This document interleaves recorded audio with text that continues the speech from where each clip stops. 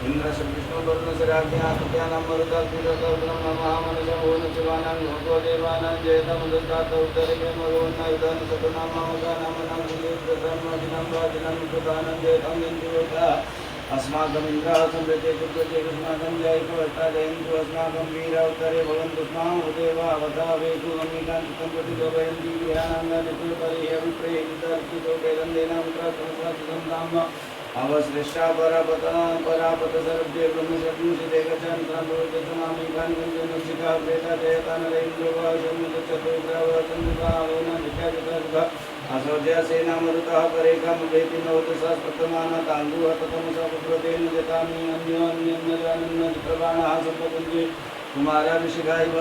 तन्न इन्द्रो बृहस्पतिरदितिः शर्मजच्छतु विश्वाः सन्ध्यतु सौम्यमद्वैतदति पिपतावविरुद्धं पादजूपचोभिरजतुनामुजाः पुमोगमृतापितागति कृत्यञ्जातवेदसन्देवं वाञ्जिकेतवदृशविषादृत्यं वन्देनां पावकशक्तियावरन्नन्दनाम् अन्तं वर्णपशसि तैर्व्यावदर्जुवागतुं सूर्यतमध्वजपुण्यसमञ्जातं ब्रह्मदायं तेन सुगन्धेवानां मतं ब्रह्मदाविन्दविशतेन दर्शिता बिम्बरैकतबिम्बविदं प्रतिदिनं दासिपुण्यमसि जयन्तमन्य सुपदस्य अयं वेन सुरस्य जरायुरसुसन्मानिं वागुसन्मनिः